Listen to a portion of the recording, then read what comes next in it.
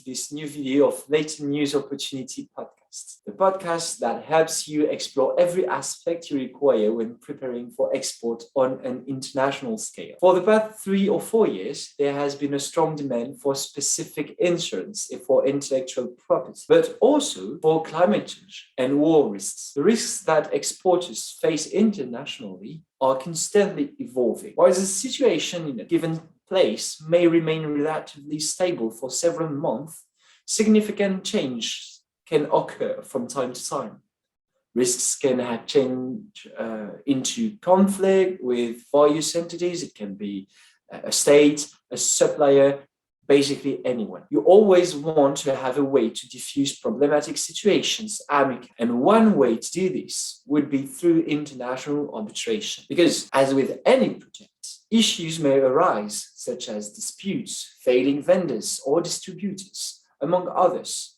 In such case, the involved parties may prematurely engage in time and resource-consuming activities such as litigation. However, there are alternative solutions requiring less time and energy, and one of these solutions is international arbitration, as we said. This practice relies on the will of all parties to sign a contract for a neutral party to render a decision that would benefit everyone. In other words, arbitration is meant to be an alternative dispute resolution, ADR, a method consisting of recourse to one or more private entities chosen by the very same parties to obtain a binding decision. Far from being widely new, arbitration has become an institution of its own and offers a range of solutions, including ad hoc arbitration, institutional arbitration, and assisted arbitration. When it comes to the ad hoc arbitration, only the parties and the arbitrators are involved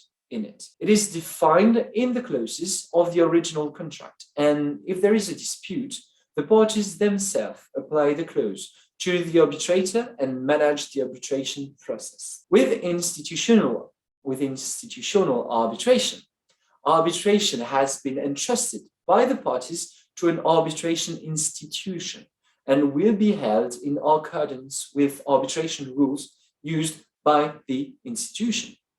And finally, with the assisted arbitration, you can get a compromise between ad hoc and institutional arbitration. Parties, they draft the arbitration clause autonomously. They can, of course, require help from professionals and appoint an institution to apply it on their behalf. So none of the parties can delay the process. This arbitration, whether it is the process or the institution, it has no real power, no imperium like states or any kind of power. Its powers comes from the agreements between parties. It has no physical place, no typical contracts, no specific language to be used, or any kind of rules of procedures. Supporters of arbitration usually use the following arguments to introduce this form of ADR. First, the argument would be the speed of the procedure.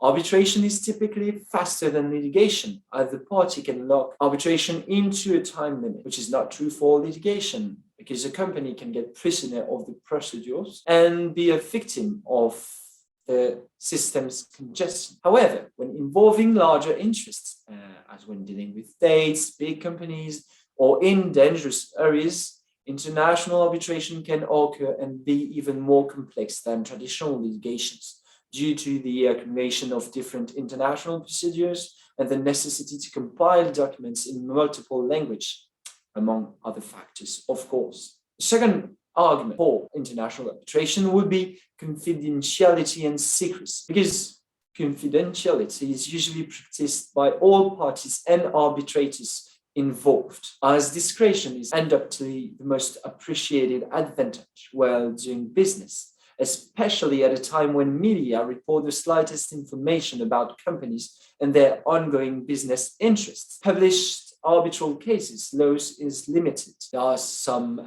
exceptions, of course, but it is public information and not sensitive information.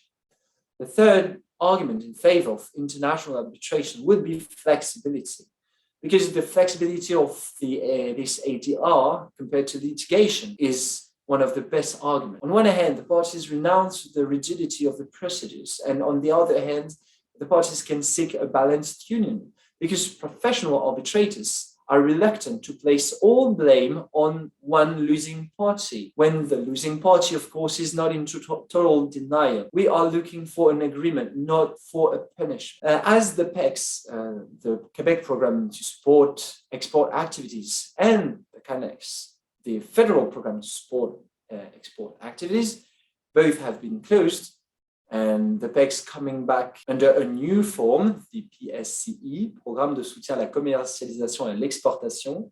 And the CANEX will be back on January 2022 with a new format. You can use that time to think about every topic we mentioned in all videos. And certainly do not hesitate to contact us when your project is ready, as we will be waiting for you. With both the provincial and federal program, the Leno video will change as well. We want to focus on international projects to show you how we are doing this in later. We want to show you good examples on how to build and manage international cooperation projects and grants. I hope all of your projects and ours will be successful, and I wish you a very good month, and see you later. Bye.